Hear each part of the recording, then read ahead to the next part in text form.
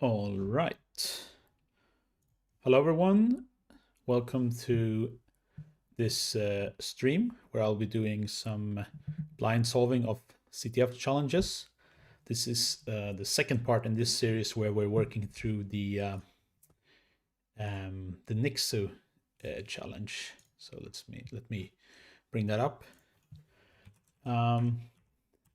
Yeah. So this is a continuation from last time. As I said then, Nixu is a IT security company, and they created this challenge, I guess, to use for like recruiting and stuff. And I thought it would be fun to just work through some of the older problems, which are no longer used for recruitment. So it should be no problem. And just show you the process and so on. So yeah, that's what we will be doing. If you have any questions, comments about what's going on in the process, how you would do specific things, or if you like ask me to explain something more in depth, please write it in the chat, and I will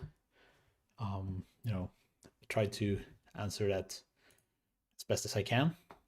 And yeah, so.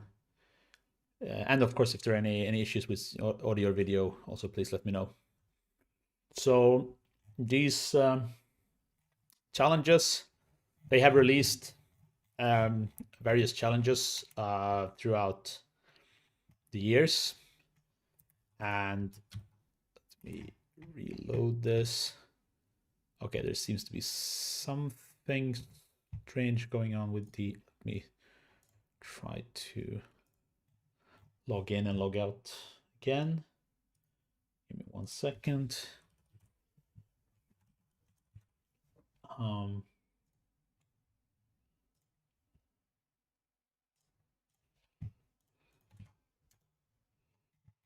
And yes, I'm logged in. Great. So last time we were working on this aimless challenge, and I said that I would what basically we ended where we needed a modified version of an SSH client which supported like no encryption. And I said that I would kind of like prepare that because I didn't think it was very interesting to look at on stream. Unfortunately, I didn't really have time to do that, and I still think that like me going through like the OpenSSH source code and fumbling around with like build scripts is not going to be the most interesting. So what we'll do is we'll temporarily switch to some of these other challenges, and then we will come back to this later. I think that will be more interesting. So maybe today we could do this this bad memories challenge, which is like a big 5-step forensics challenge. So that's what I think we'll do today. So let's create a new directory. Bad memories. We'll go into in there, and we start checking the first part of this. I see some activity in the chat. Hello, everyone. Thanks for tuning in. So in this challenge, we are given this backstory. The lead graphical designer at Acme has noticed some kind of strange activity on her computer. Their IT support believes it is a false positive and the computer will fix itself after turning it off and on again. However, the user managed to take a memory dump just before the crash. Could you help us recover the documentation she was working on? This is part 1 of 5 in a memory dump analysis challenge found in this file, mem.7zip. The parts are numbered loosely according to the difficulty level. If something doesn't work, just try elsewhere. You'll get 50 points for this challenge, and you have 129 solvers.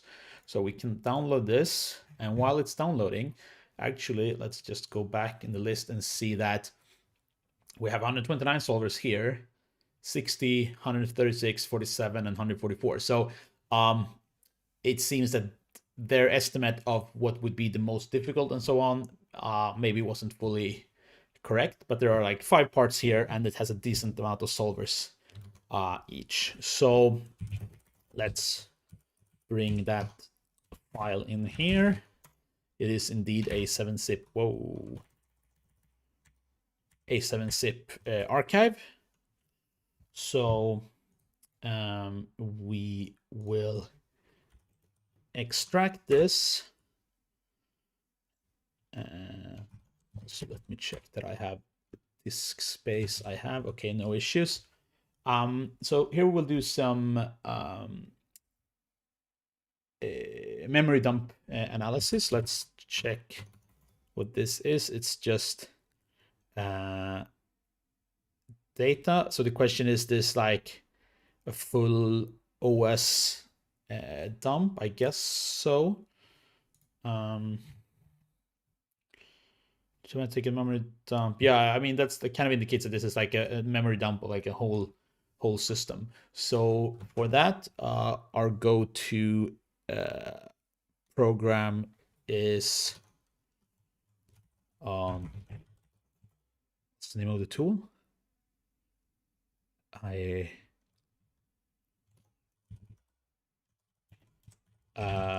completely dropping the name here.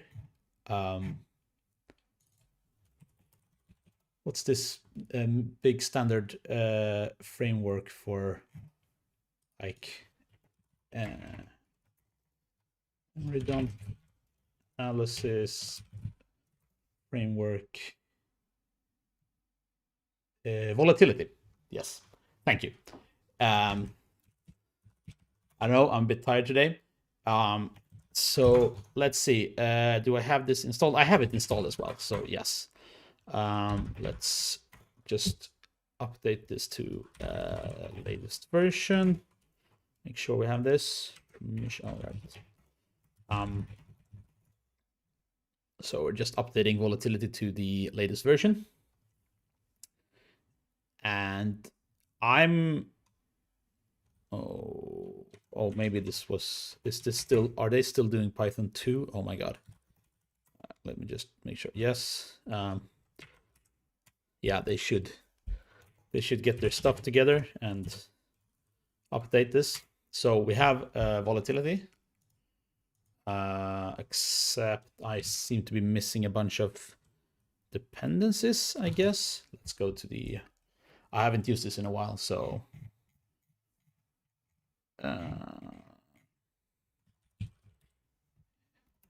install. Oh, yeah, requires Python 2.6 or later, but not 3.0. Oh, yeah, they need to get working on that, I guess.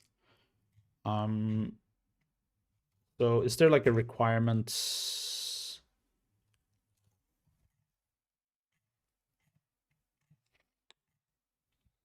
Installing.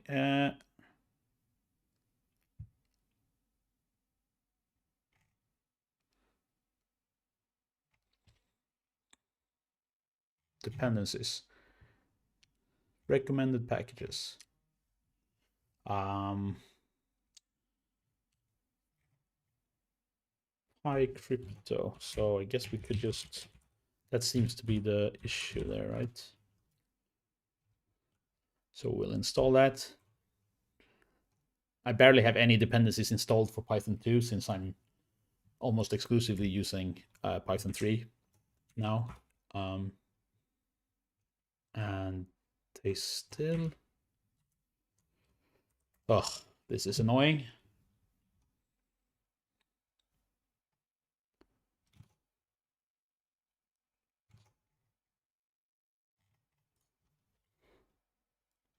Couldn't they just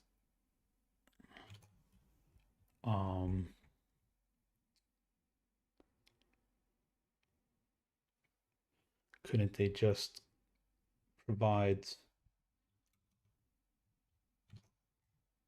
some like installation script for this?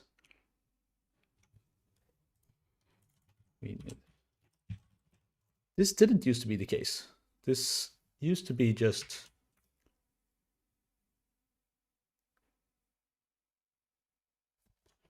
Hmm.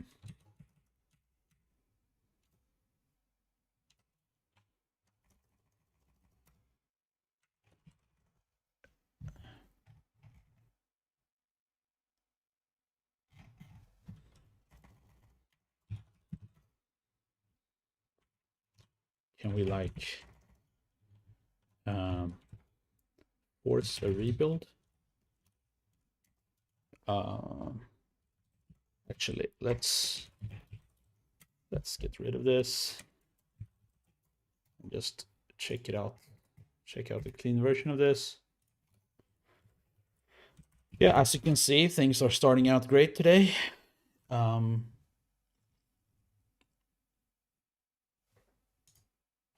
Oh, is right, of course. Thanks to the person in chat for pip2 for Python 2. Yes, now by now, just pip is linked to the number 3 Python 3 version. That is, of course, the issue here. And maybe do I not even have this? Maybe I can still do this. I don't even have pip for Python 2. This is starting to be annoying. Can we install this? Installed. Whoa. Python 2.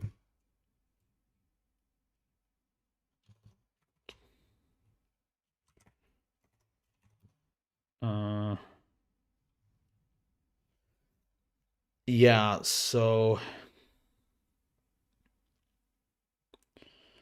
this is an issue since I don't even have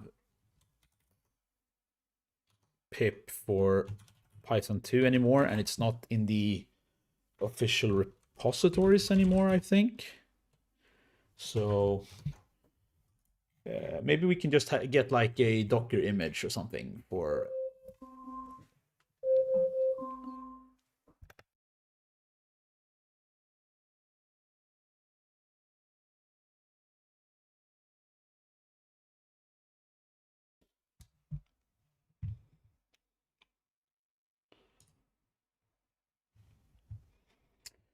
Yeah, so let me check. Volatility, Docker image.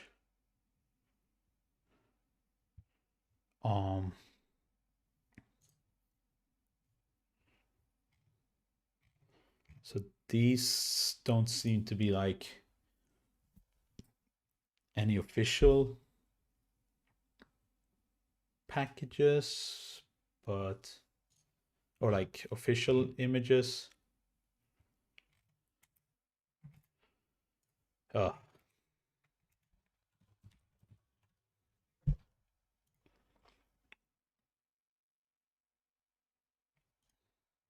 So let's say we get like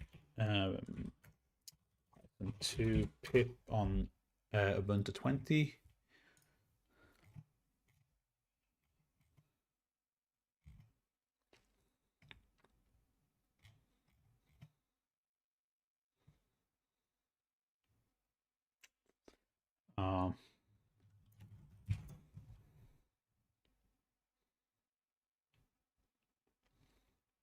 Yeah, okay, let's just try to install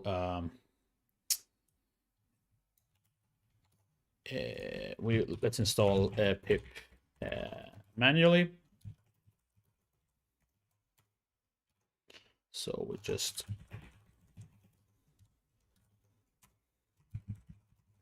and then we can install these things.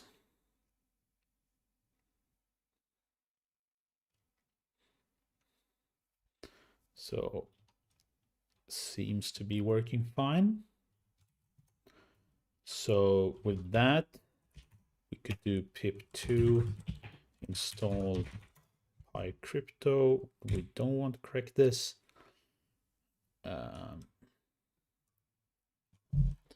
It's running. And now if we, we still need to, so if we do Python 2 setup install, it's just building everything again. And while that's going on, we can, okay, it's done. So there was this other package, this storm. Let's install that. And now if we try to run this,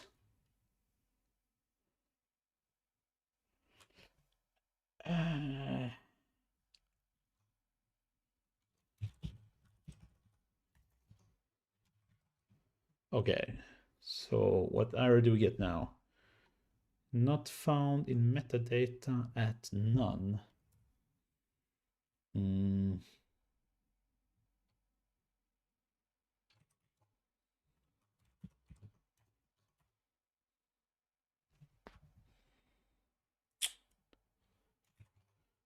Yeah, so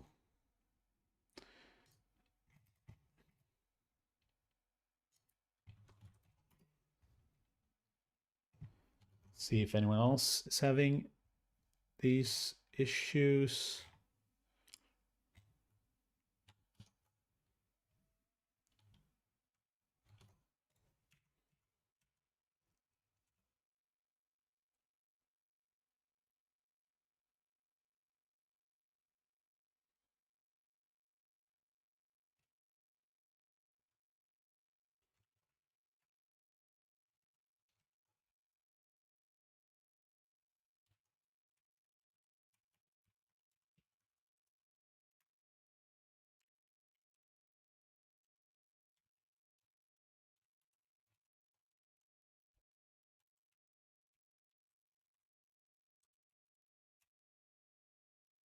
So where is this volatility thing stored, and what does this file look like? It's just an easy install script. Can we just run this directly with Python 2? No, that doesn't work. So something. Can we just run this from the? Okay, it seems we can run this from the repository directory. So that will do. Okay. So okay, I think we're finally like good to go. So what we want to do now with volatility. So volatility is like a big framework for like memory dump analysis, and it contains. Let me actually split this the other way. And we can run it directly from here. So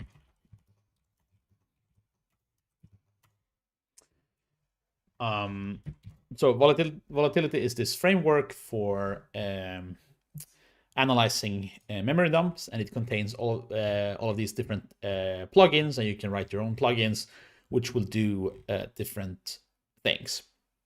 So the first thing we want to do is to try to find out what kind of memory dump this is. And there's this image info plugin for this. And I think you type just the plugin name, and then we need the file. Might be incorrect, we'll see. So now it's trying to analyze this to see what kind of memory dump this is. And we'll see if it manages.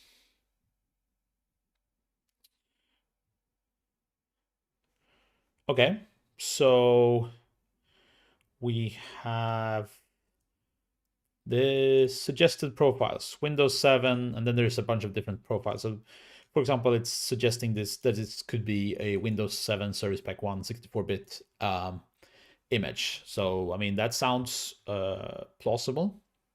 And actually, what I usually do, since a lot of these commands take quite a long time to run, and some of them will give you like quite a lot of output and stuff. So what I like to do when I work with volatility is to just create like a directory with logs, and then every time I run a command, I just t it and then like name it after the plugin we're running, and maybe if we're running one plugin with like different parameters, I might add that. So like things like process IDs and stuff like that. So what we want to do now is to also open up a text editor here, because we will be going through a lot of these logs and notes and stuff. So let's just create some, like a notes.txt file. And so we have this. Let's put that down. And now let's, for example, just get a list of like all the processes. So maybe even run this like ps3 command. And let's see, I think I need to provide the profile as well, right? We'll see. It will complain here. No,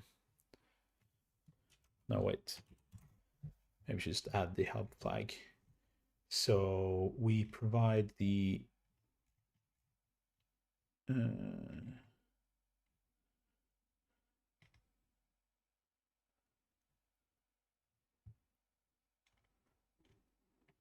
here, yes.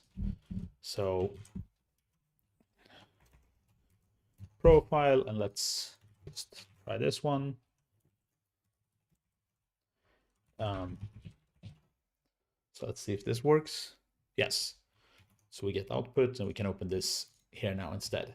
So here we have a process tree with stuff that was running. So I mean, here we can see a whole bunch of like standard Windows stuff. Of course, like it can be very difficult here to know what you're looking for. And that comes with experience. And I personally, I'm not super like experienced with like Windows forensics like this, but you know, if you've used Windows a lot, you know all of these like system related processes. And of course, some of these could contain some suspicious stuff, but it's maybe easier to start with things like here, which are listed under like Explorer. So you have a command prompt, MS Paint was running. We have this, whatever this is, I don't recognize this, WinPMem 2.1, and Notepad.exe. So you have 3 standard programs. So here we could be interested, like what's the command history in this command prompt. Maybe is there like an image open in Paint that we're interested in? Notepad, are there any interesting documents open with text? And we also need to figure out what this is. I got a question like what Linux dist I'm using. I'm using just Ubuntu 2004, I think. Well, technically, I think it's like Lubuntu or Xubuntu. I don't know which one. With like a different desktop environment. Because I don't really like the what is it called, Unity. That's the default thing in Ubuntu, but otherwise it's just Ubuntu.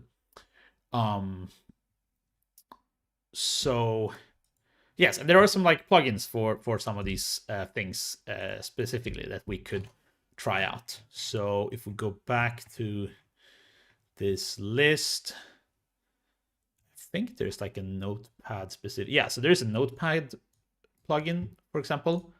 List currently displayed Notepad text. So this here's someone has written a plugin specifically to like parse like the memory structure of a Notepad process and try to extract that. So we could, I think we can just swap these around, because we will.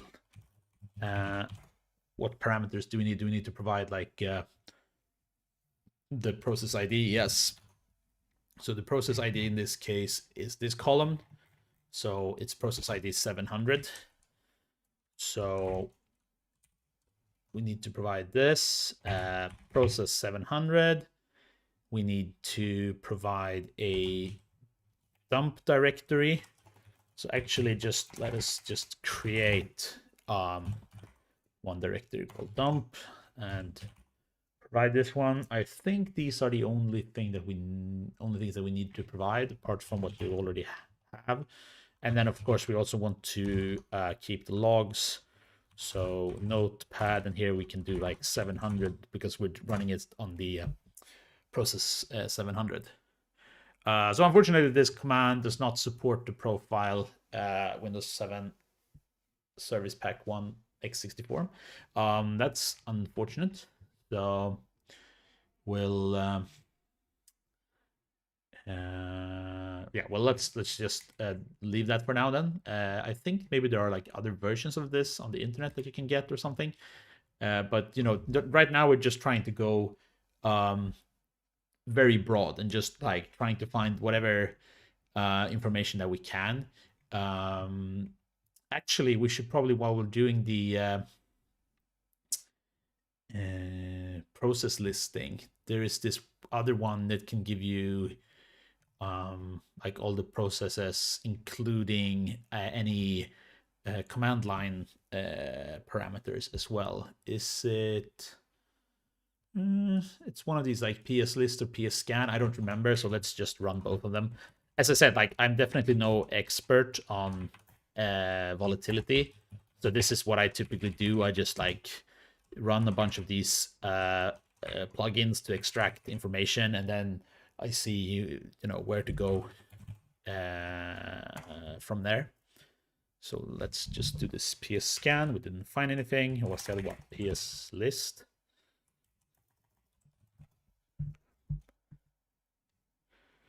And that worked, but it didn't give us anything that we didn't already have. So let's look through this list again. Command line is, of course, the one we're looking for. And then, of course, this command scan is also going to be interesting to check the history.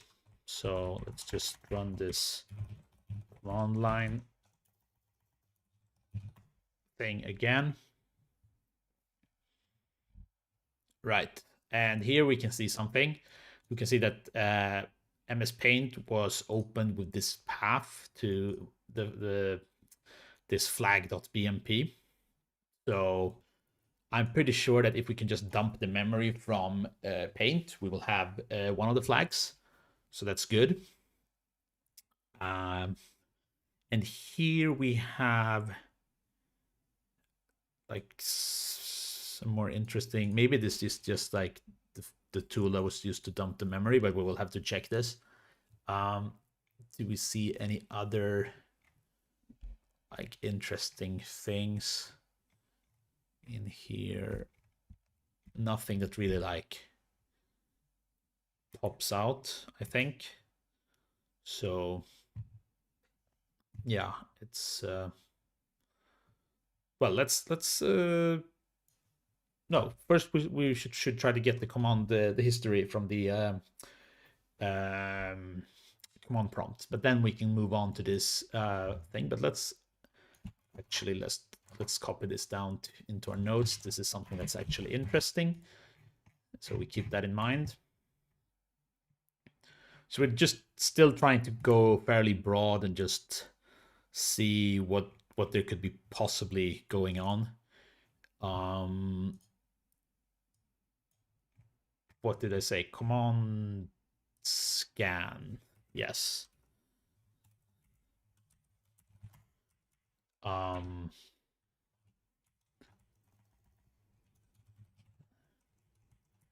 this do this for like everything, or do I need to provide like a process?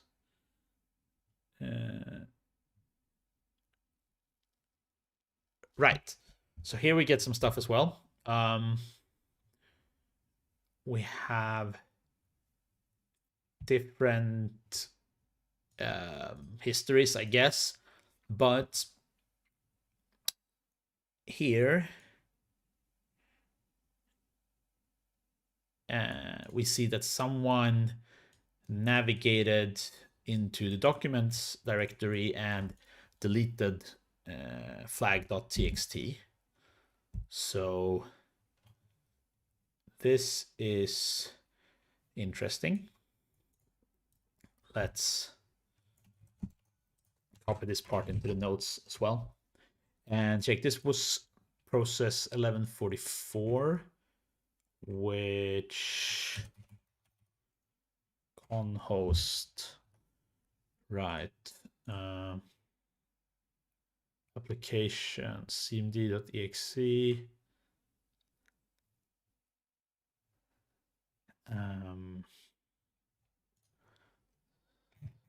So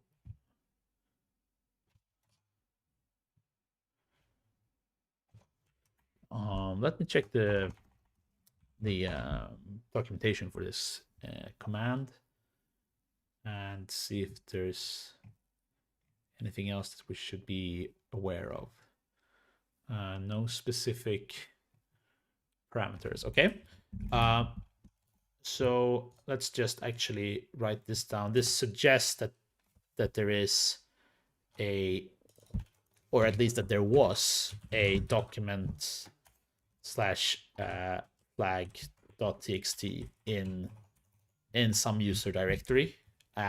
Maybe Alice, maybe another, maybe if there are multiple users, it could be another one. We don't know this yet. So yeah, you're just, again, just trying to get like some kind of broad picture of what could be going on here. Another one that's kind of fun to run is this like pseudo screenshot thing. It's this screenshots plugin, which will create kind of like a fake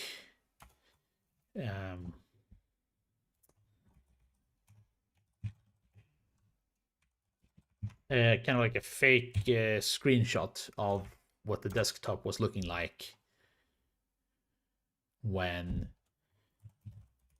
this dump was taken. So let's check this if it gives us anything. Sometimes you can see, yeah, no, it doesn't give us really anything interesting here. It seems like this one suggests that we had like a full screen folder view thing, and like the menu bar and stuff. But yeah, I mean, this is, it doesn't really provide that much, but at least, you know, it's a fun thing to try. Wait, we should log this as well. So by piping all of the output to T, we will never have to like rerun the same commands with the same parameters again, because like some of these take some time to run, and it's nicer to just be able to just like search through the logs and stuff instead. So what do we have so far? We have this potential flag in paint. We have a possibly deleted file. It could be the stuff that's being displayed in the Notepad process. So let's try to focus on this paint thing for now. So let's see if there's like a good way of handling this, or if we should just like dump the memory from that process and try to, because this would be like a BMP file.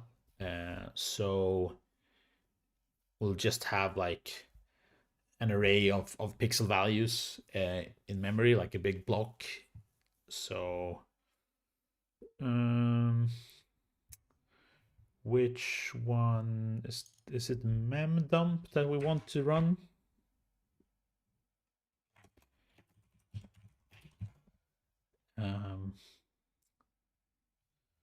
Let's try this.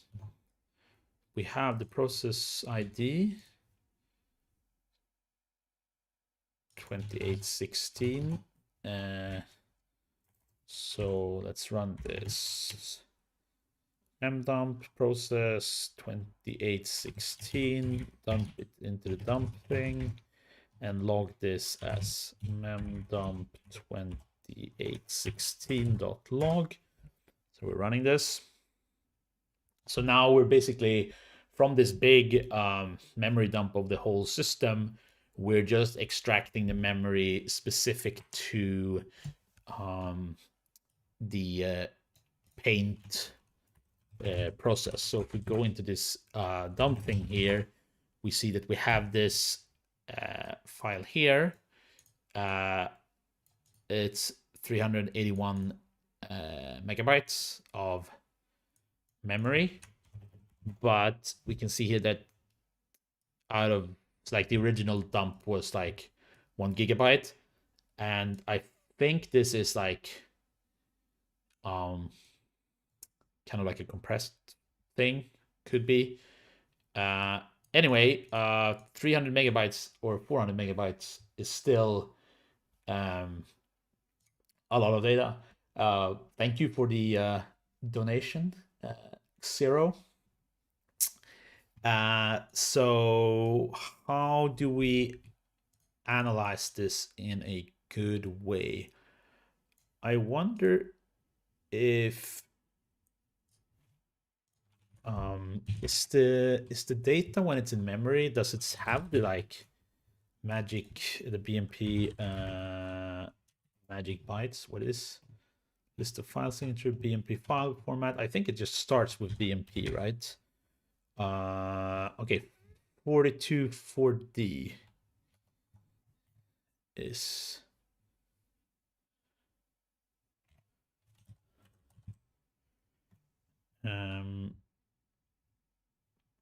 right, which is BM. Okay, so it's not BMP, but it's BM. So could that be one way to look at this? To just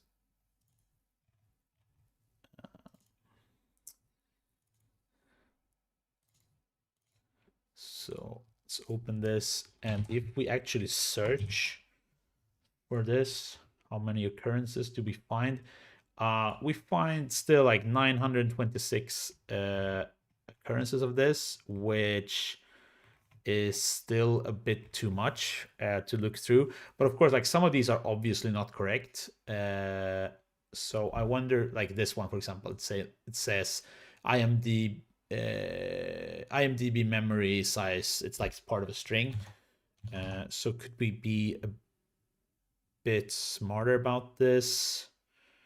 Probably not. Let's see. We can maybe like Google volatility.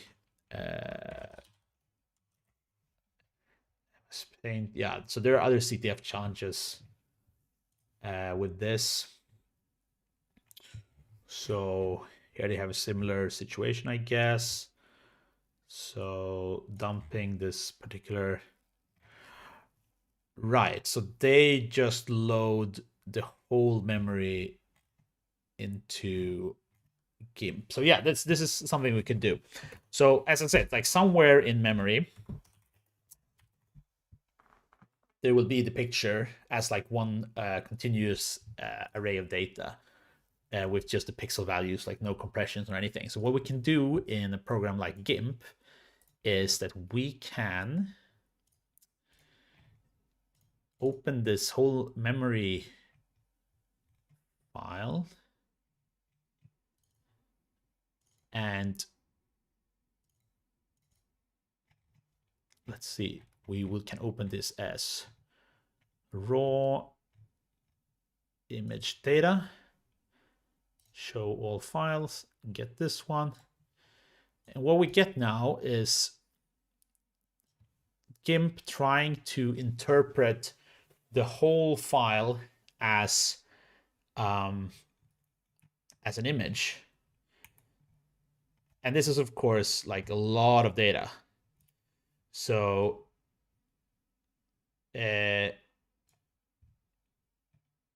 but we're just looking for like a small part of this where the flag could be. And the problem is that we would have to like have the correct dimensions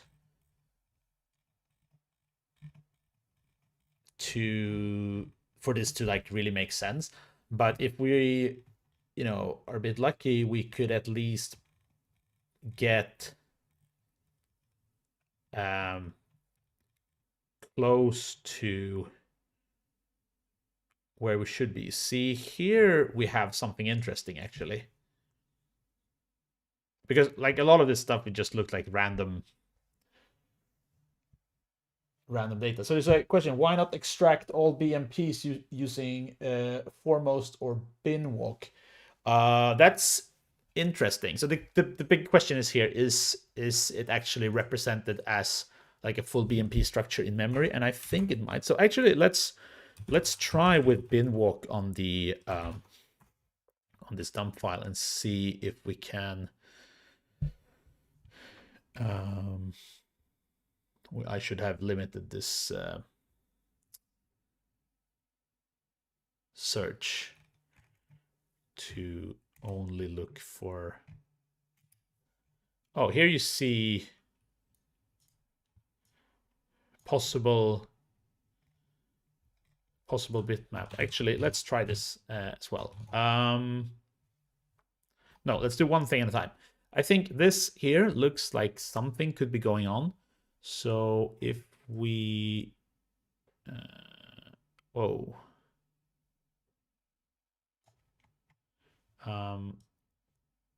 if we change the offset.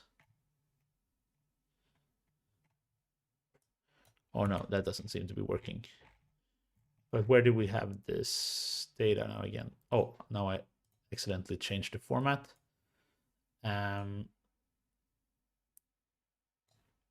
So we have this here, and this seems to be like repeating data, which kind of indicates that we are putting in a too large width. So where did I have this again? I should have noted down the value, but I think it's like around. Well, here you definitely have something. This looks pretty good. So here you can see some image data, but what's going on here is that we made this too wide so that,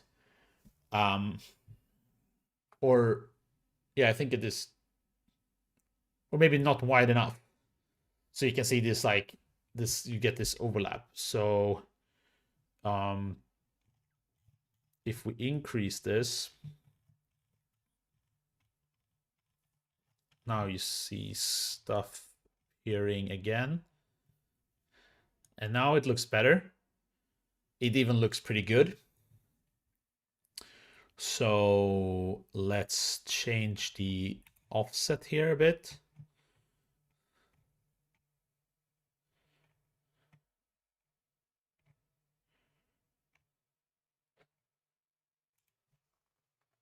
This looks pretty good.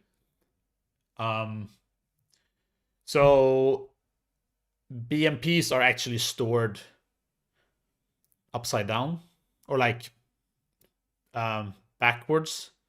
So I think that means that they become both, like, if you just view the raw data like this, it will be both upside down and mirrored. I think that makes sense. So now, which color should the Nixu logo have? I mean, it doesn't really matter, but it should be blue. Okay, so can I get this? Well, maybe not, whatever. Okay, so here, let's just, now we just open this as this data, and let's crop the image, and then we can do transform, flip horizontally, flip vertically, sorry, flip horizontally again. And here we have something. Here we have a flag. So what we just did was basically we just dumped the whole memory of Paint. And since Paint works with this just BMP data, you will have just like the bitmap somewhere in memory. So we just opened the whole memory dump as image data. And then we kind of like changed around the dimensions until we found something that's like looked like an image. And then we kind of like refined this, and we finally got the results. So let's put this as, actually let's put this as flag A, because we actually don't know if this is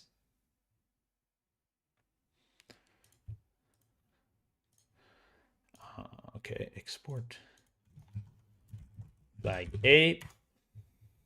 We don't know yet if this is number 1, 2, 3, 4, or 5, but let's just transcribe this. So it's Nixu. Can you enhance this? This is one flag. Let's try to submit this as part 1. Bad answer. First of all, let me double check that I actually wrote this down correctly.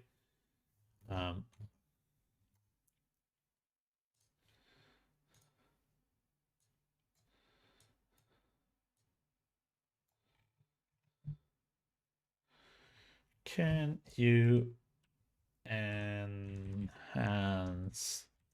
this? Okay, that seems fine. So maybe it's not flag 1. Could it be flag 2? Nope. Is it flag number 3? It was flag number 3. Okay, good.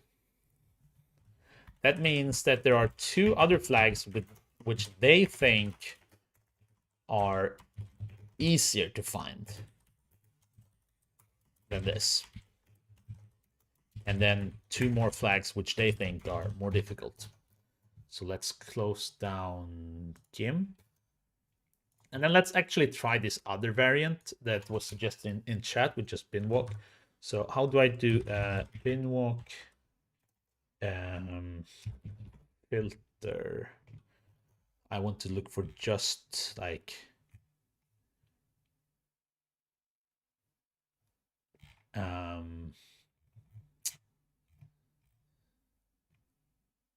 okay, it's the Y. So that would be -Y. I wonder if I can do like BMP, or do I have to type it out like PC bitmap?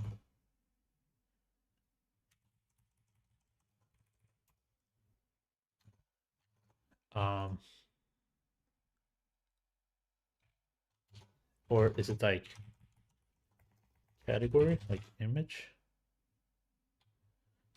So we have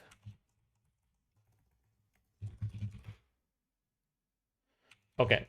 Can I then just do -E on these? No, wait, it's not -E when it's just like, it's like DD or something.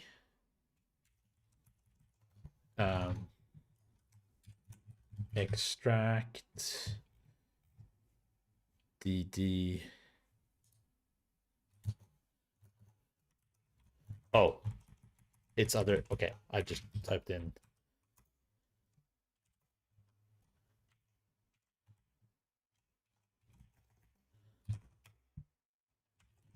Isn't this how you type this? All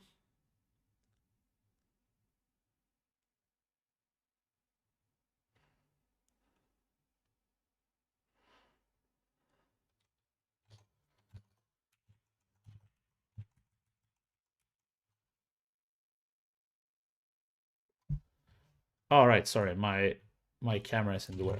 Yeah, I should add some like margins and stuff for this. So I was trying to do just like dash T to just, okay, now it's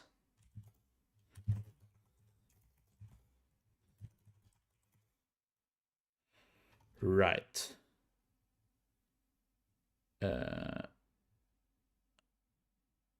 But these, like the dimensions are completely off on those.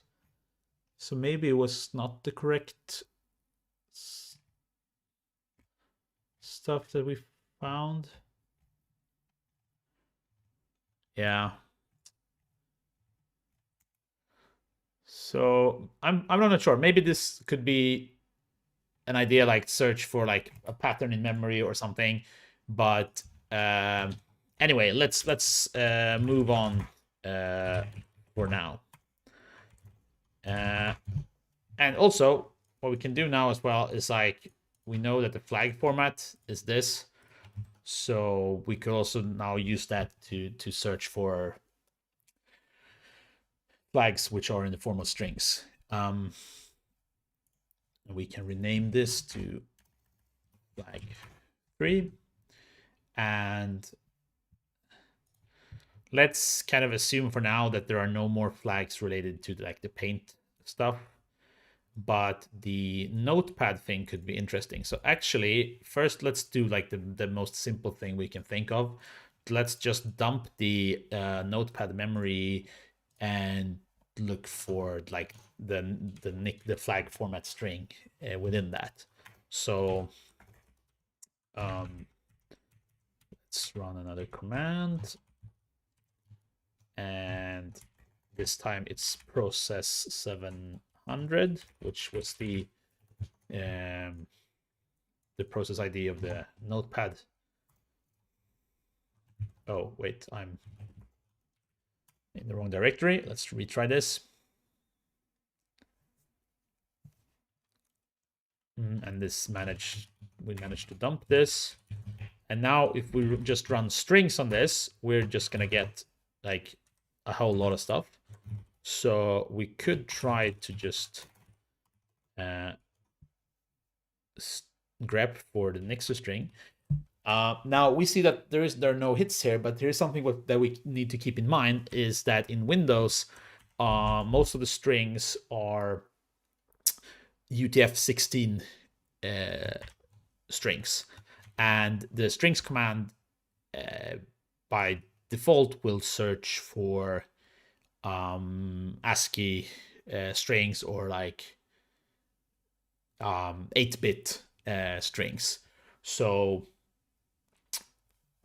we need to tell it that we are looking for 16-bit strings. So here, encoding. So we're looking for, now I'm not sure if it's like little or big endian on this, but let's just try both. So we want to do -e.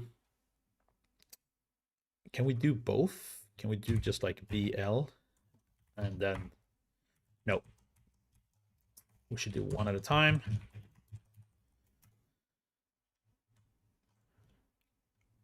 And then B.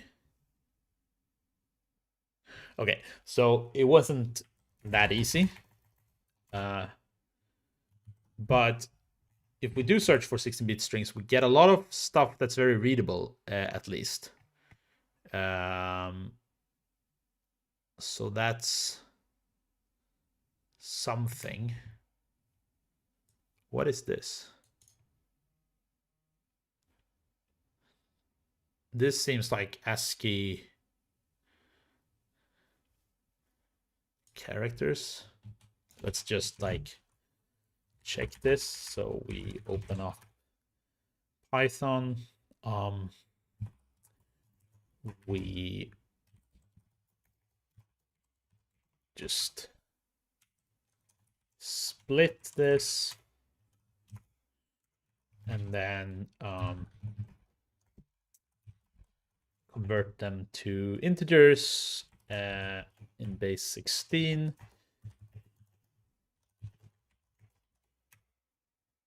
And what does this say?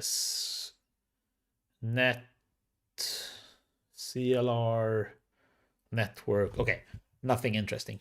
It was just an interesting observation that we had those things there. Not sure why. I wonder what that belongs to. So we can scroll through this and we see like a whole bunch of I mean, this is just generic stuff and part of the like the program, or yeah. So we need something better to search for. First of all, let's also check if we can look for like flag.txt, which does appear. So that's a little bit interesting. We already had the full path, right? From the... No, we didn't. So actually this is a kind of like continuation on this thing. I mean, we kind of suspected that it was this Alice user, but here we have like a full path to this. I wonder if that file is still like mapped in memory, because I think there is another command in volatility. First of all, let's back up and bring up the list again of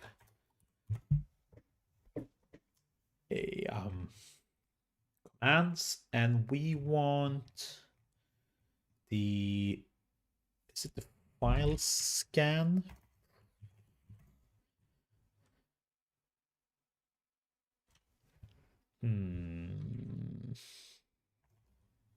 Maybe not, but let's run this anyway because we have not.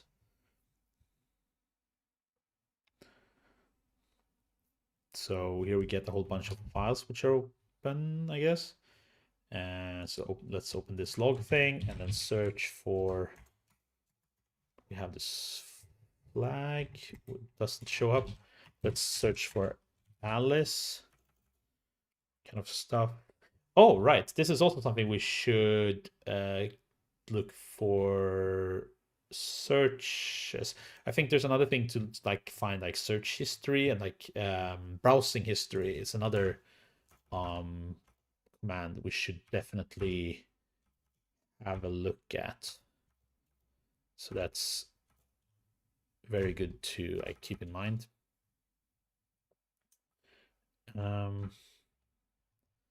Yeah, so let's leave that for now. And can we get the list again? No.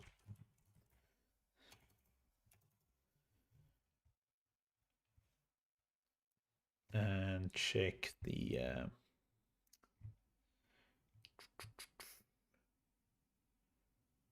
which is the one I'm looking for.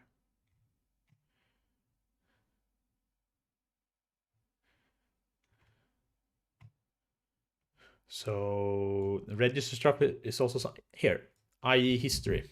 This is something that we should definitely just run.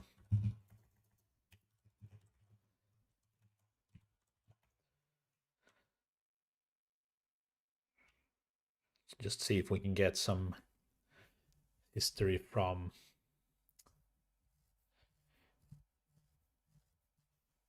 And we do see these flag.bmp and flag.txt, which we have already seen before. And then there's this sample picture koala. But it does not look like this is giving us any new information. But yeah, definitely worth a try. So, and handles, also something that we want. For the, I want to see if there's like an easy way to see if like the flag.txt file is like mapped in memory somewhere. I don't remember quite how to do that, but I think this is what we're looking for. So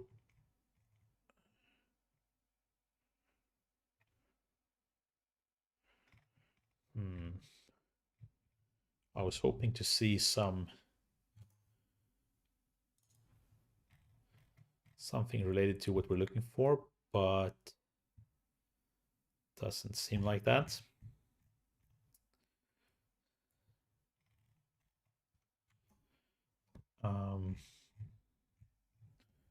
What else could be of interest?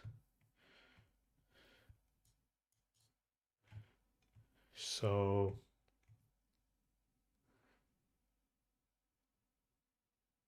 clipboard is also just like another thing we could just run, just see if there's anything.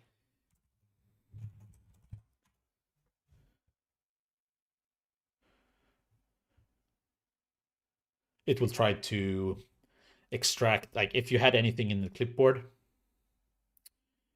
that would show up here. And we have, you're on the right track, try harder. Yeah, I mean, thanks, I guess. So there was stuff in the clipboard, but it was not a flag. So yeah, unfortunate, but a good idea.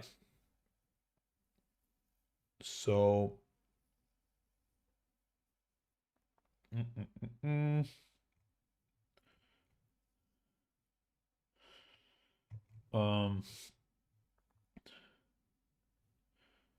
so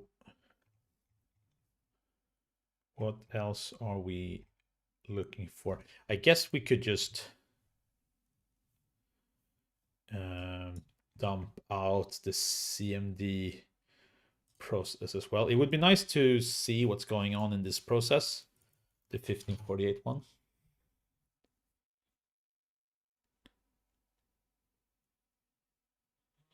This is good. As a suggestion here was like, what if you also grep before and after flag.txt reference? Yeah, so let's if we do the strings again, we do the grep, but we add like some oh, that was maybe like a bit too much.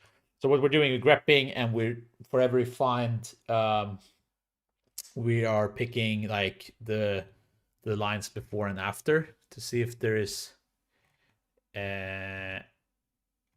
anything. And now I did it on the strings, but of course we could also do it like on the raw data itself.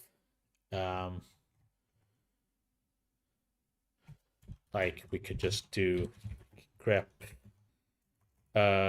except we can't because it's still UTF-16, so then we would have to format that, but we could do this. So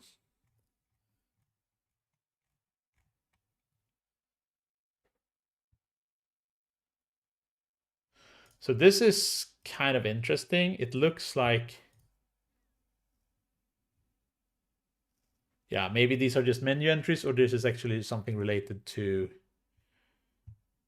and I wonder why they are cut off like this. There was also the suggestion of dump file. Yeah, maybe that's the one, that's the thing I'm looking for. So yeah, let's do one thing at a time. Let's close this. Let's open the 700 thing. Let's search for a, let's see, is it Unicode string? Yeah, and flag.txt. And there are 26 occurrences of this. So here you have them in memory like this. Here you can see, for example, this path.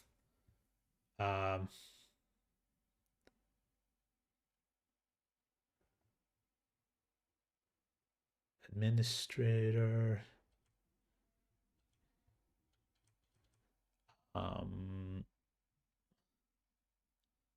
It's not like nothing that really like sticks out.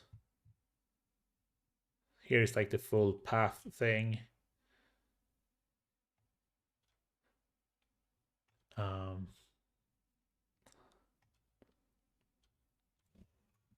But yeah, so let's check out the dump file command as well. What do we have? Dump files. How does this work now again? So we can just give it like a process. Okay. Process 700 d dump, and then we t this dump file 700.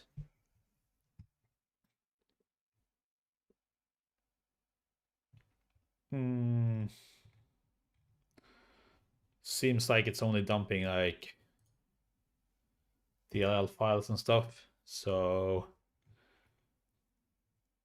probably not very helpful in this situation. I wonder if that would have worked on the what's the other one? 2816. If that was still, if that reference was still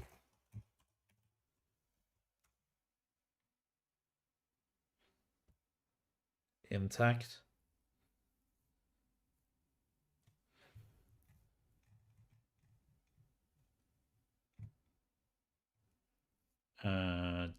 Does not look like it.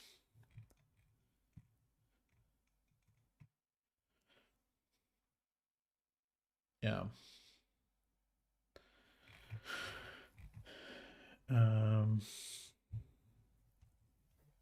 Yeah, so this is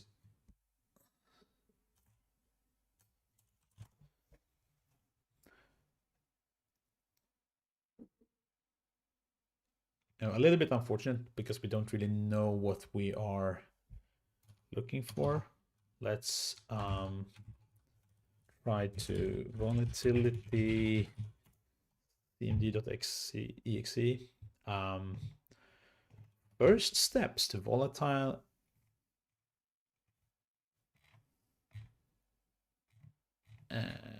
memory forensics. They also suggest like PS3.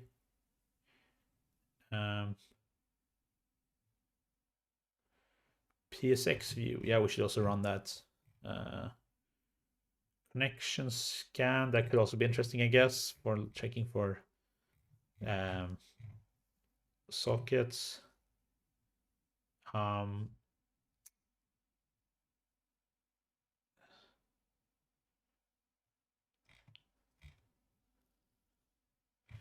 And yeah, so they're also just running strings on the memory dump.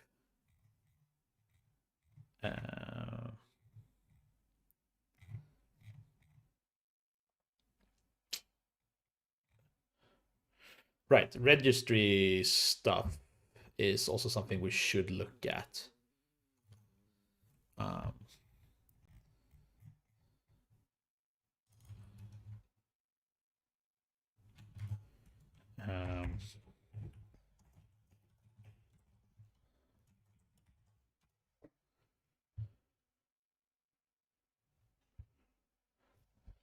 and we get a bunch of different registries. I guess maybe, wait,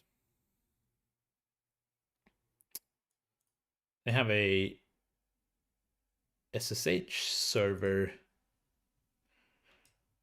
This is a bit weird. Why is there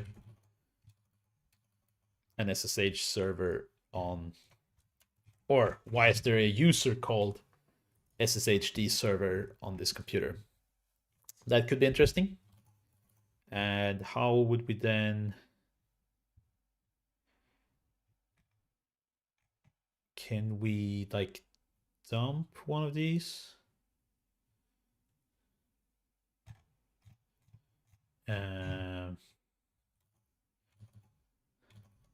Or hive dump.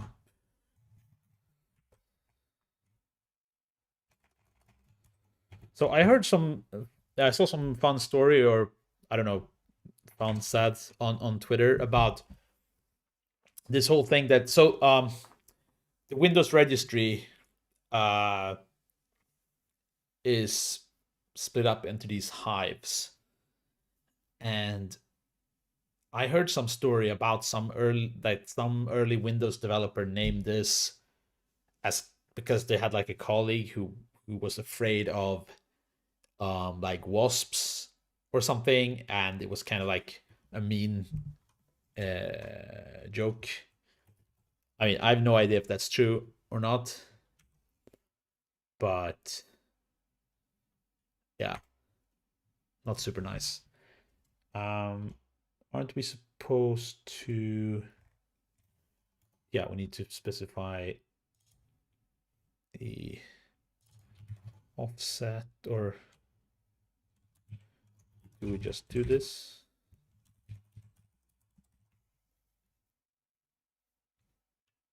Yeah.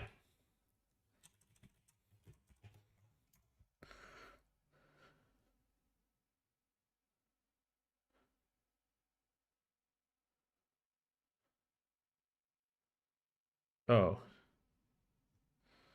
so there's a lot of stuff in here. So now we are dumping out the like registry hive for this specific user, I think. It seems to contain quite a lot of stuff. I wonder if there's like a flag in here as well.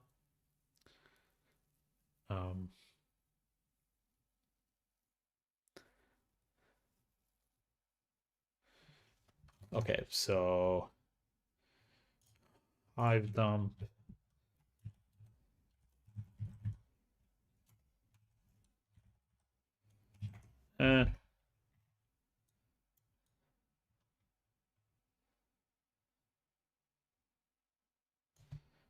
Let's scroll a little bit this way.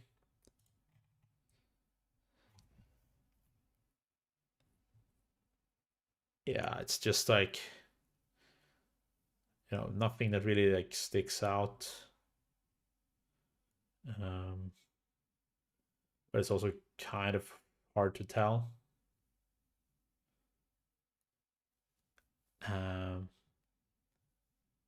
Yeah, I guess we should do this for all of them.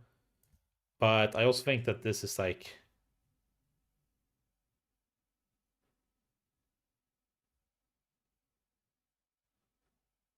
so there's a question here. How did the try harder get to the clipboard? Should be in some file in or so in order to be able to be copied. Yeah, that's true. So I wonder if we could, first of all, let's check for it just in the Notepad thing. Oh, yeah. Okay, that was a good hint. So look here.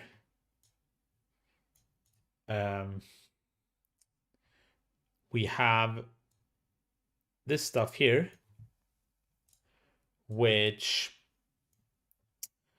looks a lot like the flag format, except I mean there's a character missing here, but it seems it's like chopped off.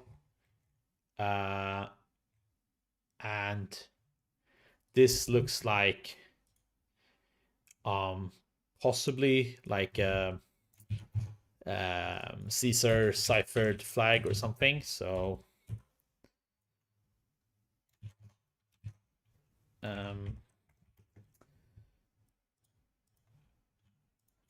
let's just bring up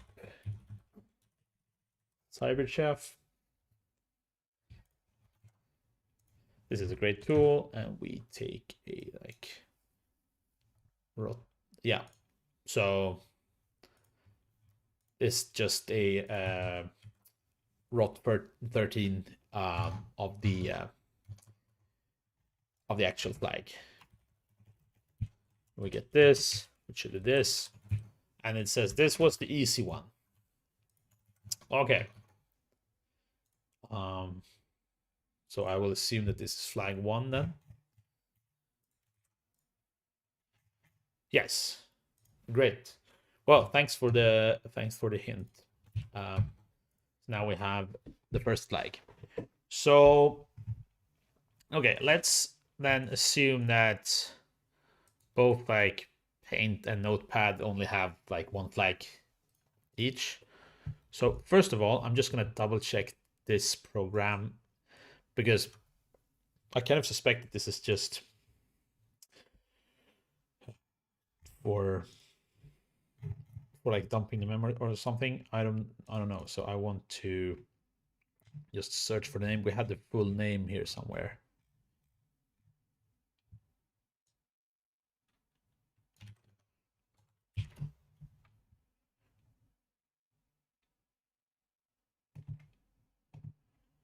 So PMEM suite, memory acquisition tools. Yeah, so I think that this is just the tool they use to like capture the memory dump and like create the challenge. It might not be the case, but that's my guess now. So I'm gonna guess that it doesn't actually contain anything of interest by itself. So that means that we have this the picture handled, the notepad handled. Possibly there is something more in the like CMD process. Did we dump this one? 1548. We didn't do that, right? No. So let's just do that.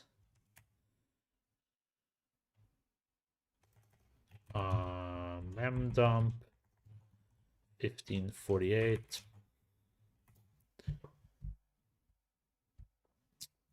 And let's just run some strings on this as well to see if there's like anything sticking out. We know that they ran like the delete command, so let's just like grep for this. Pretty sure this should have been a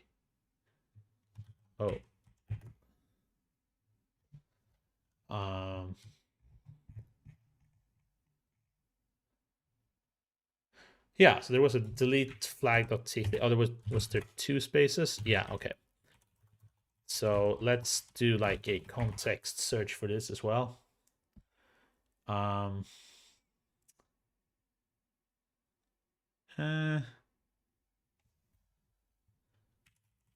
Nothing that really sticks out there.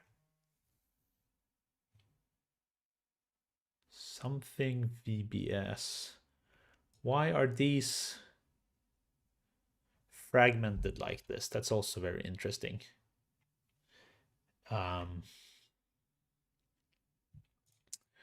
Maybe again, if we open this directly in a hex editor and we like search for this, see if there's like, no, it does actually look a bit corrupted like this in memory here. So yeah, but there was something here suggesting .vbs. That's, and this like version number, could these be of any interest? Maybe that's, oh, that was a typo.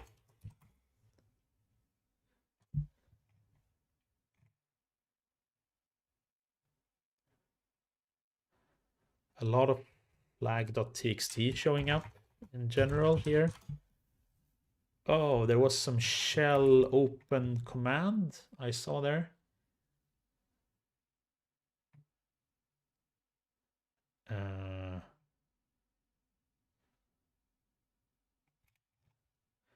So here we have, I don't know, could be of interest, maybe, maybe not. Computer name, flag generator.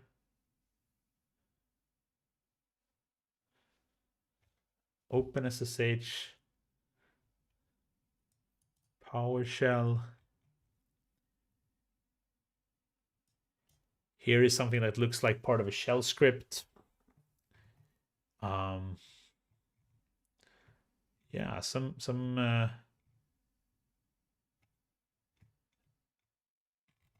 slightly suspicious looking stuff. I'm just gonna note down this command. So that we just remember there was some interesting output from here, and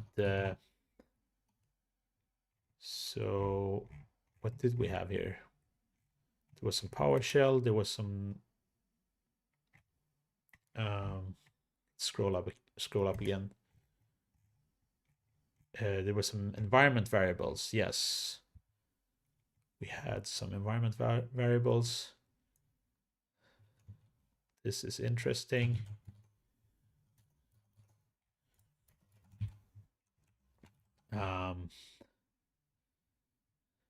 Logon server, flag generator. This is very strange, very suspicious. Something we definitely should look into. And what else? We have these things, which seems like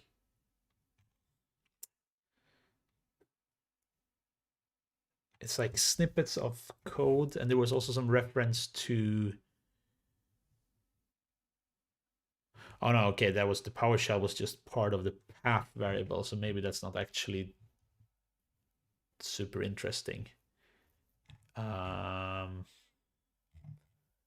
But we should look for this,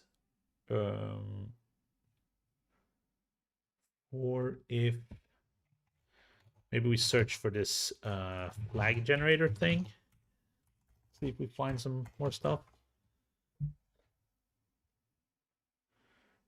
Username.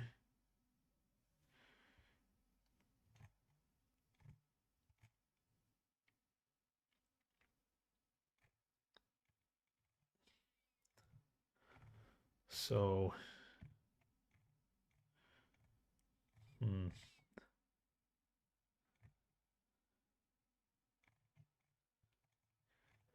yeah, something.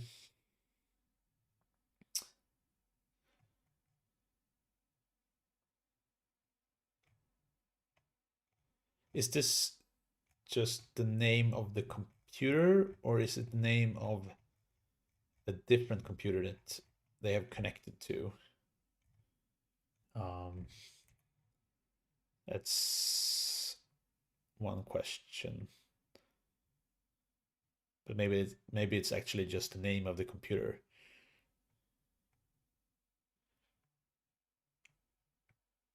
Hard to know. Oh, by the way, we haven't even grepped for. I mean, I would be surprised if there was any findings for this, but we need to be sure. Yeah, okay. All right. So we should probably, yeah, as I said before, we should check for the connections and stuff. And if you have any other suggestions, feel free to drop them in the chat. Because we're kind of like going a little bit all over the place here. Net scan, is that the stuff we want? Let's see. Okay, we got a bunch of connections.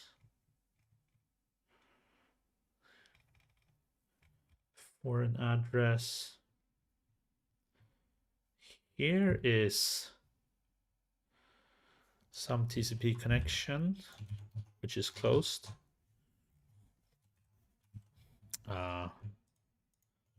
Let's run a lookup on this IP address.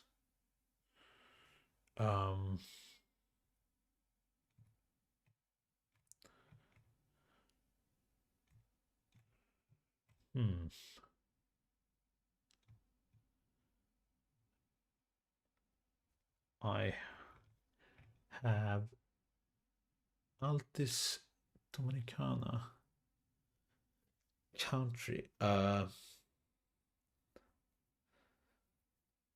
Transport operations. What is this? Maybe this is not related at all.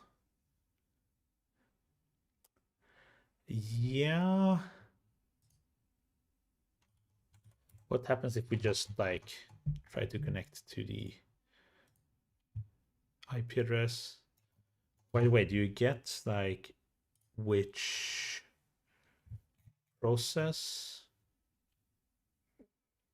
Process 1. That's a bit strange. Because that would be like the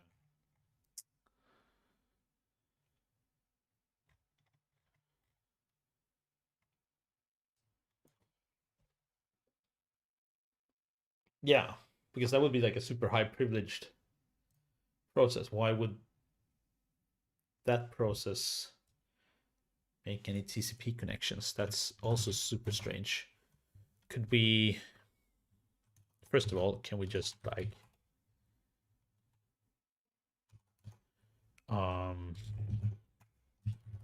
could we look for this IP address in these dumps?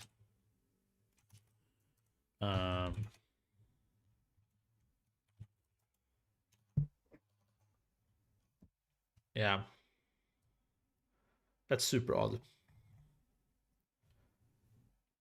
And then we also have this SSH server listening. Did we have this in the ES3 before? Did we just miss this? All right, here it is. So we have sig run server SSHD. Okay, so we have an SSH server running on the computer. That's also kind of strange, I think. But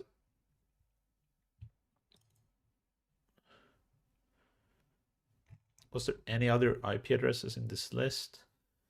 No, it's just listening and then some UDP stuff. Yeah.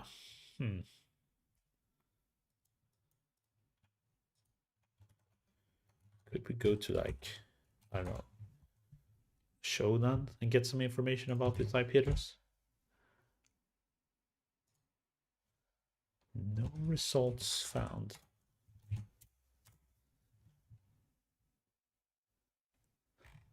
I wonder if maybe this is not part of the challenge at all. Maybe this is just like complete misdirection, but it kind of feels like a bit suspicious that there's like one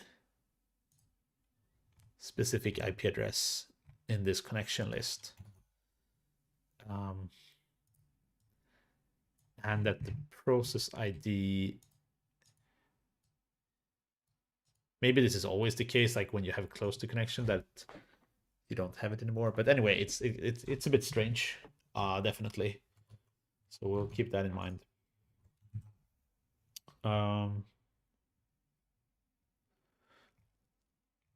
Yeah. By the way, was there any other like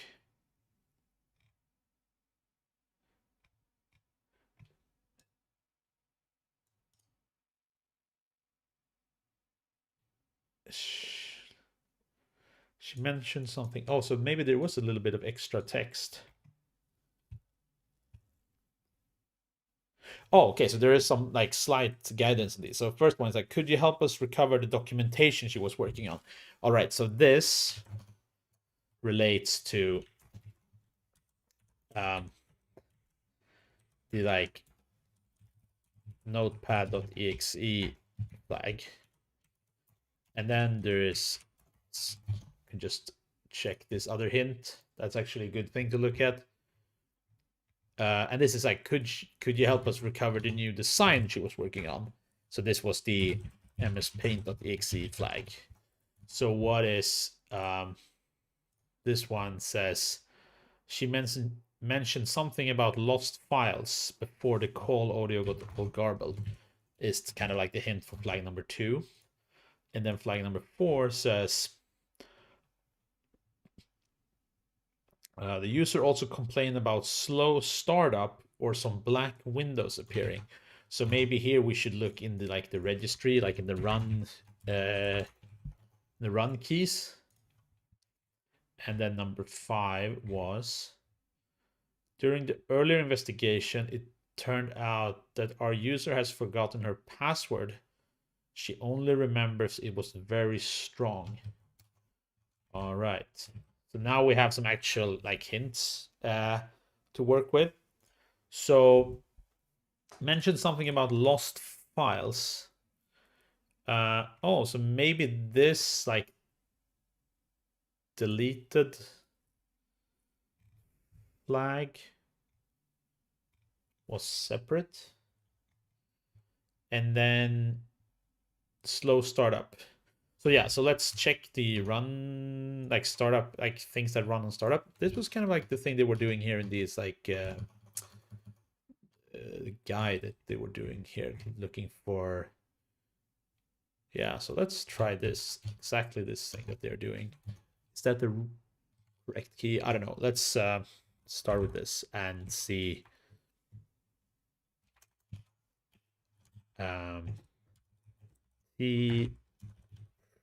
The int key run.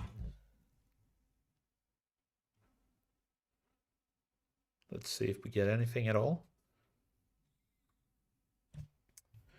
We do get some stuff, but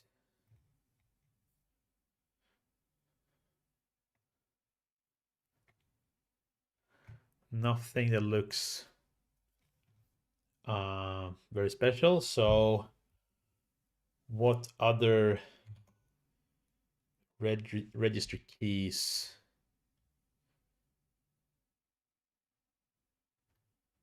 Maybe we should try to get this second flag first, because there are a bunch of like Windows startup registry keys.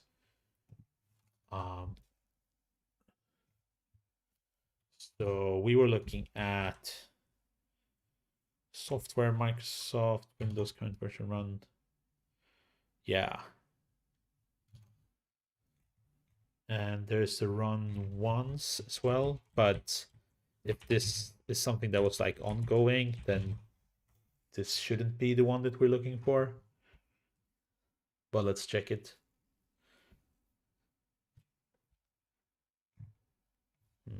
Yeah, no, probably not. But let's check. What's this?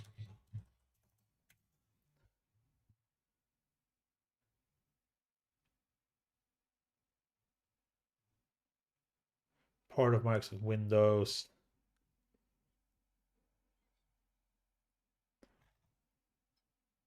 Yeah, doesn't seem to be anything special. Um,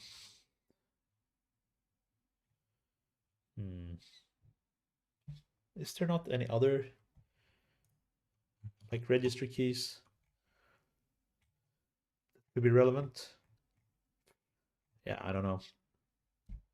But let's get back to the deleted files again. Um, oh,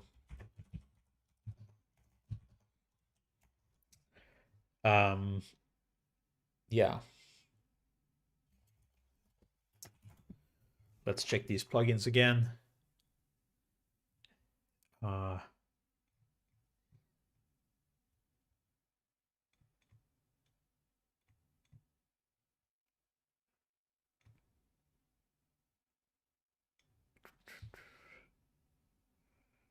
so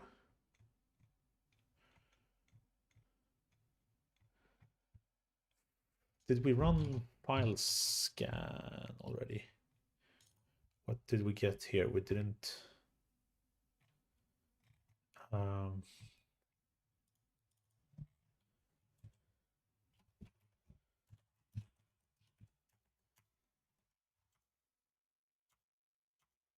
was there any documents here? No. If we find everything that's related to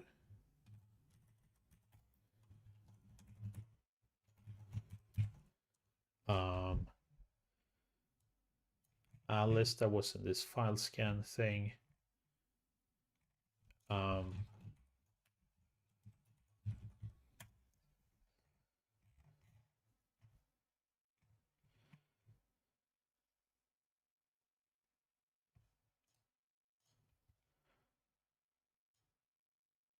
So here is also interesting file. What's an .aff or file extension? .aff4.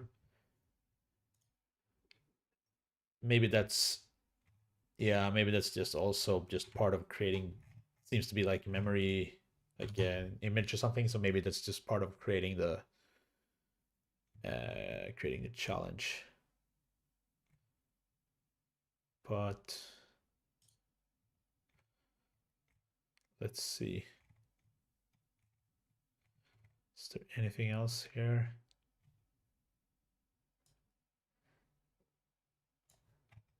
So there's some temporary file here and here. I wonder if that could be of interest.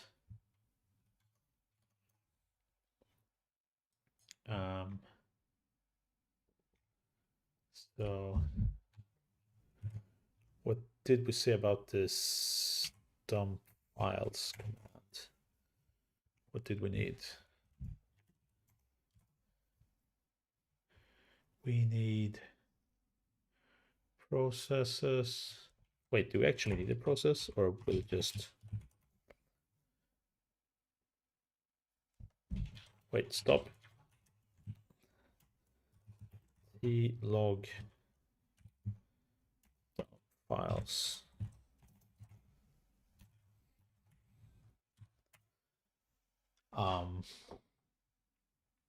Yeah. I think I will be wrapping this up pretty soon. Just as I said, I'm trying to keep these sessions fairly short. And yes, so we have a lot of files.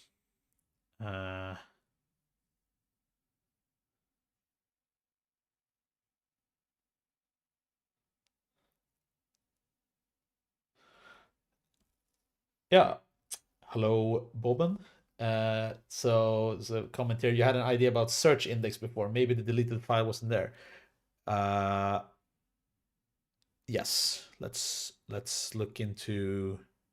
But I think we looked at the search. What we did look at. No, wait, we look at the like Explorer history where we had.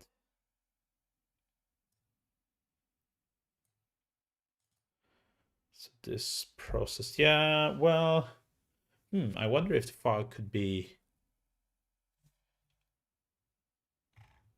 in the Explorer process, but that feels unlikely. But we should check it out. Okay, so there's like a whole bunch of files being dumped.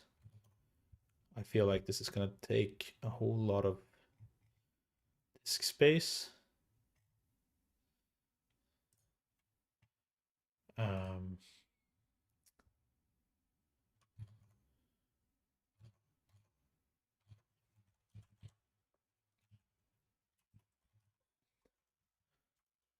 so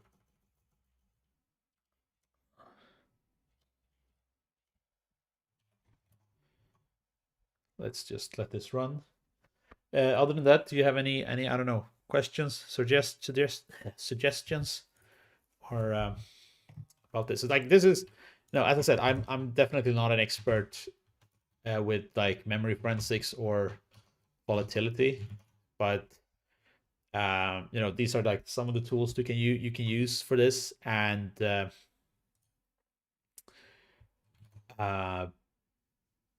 yeah, some of the stuff that you can extract from this memory. I mean, in this case, it's a little bit difficult because you know we're not really exactly sure what we're looking for. We kind of just, I mean, now we kind of have these hints.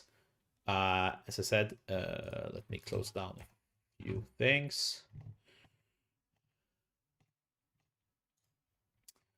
So we have this, so some kind of deleted file, maybe. This may be something that's running on startup, but we don't really know yet. It didn't look like it was in the run key in the registry. And there was something about the password as well. So I guess we should be able to like extract like a password hash or something from the memory, or yeah, something like that. So it's still trying to extract files. This is let me just check how much space this is taking up.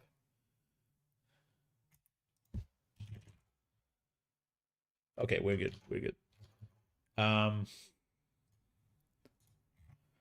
All right, so it seems we have like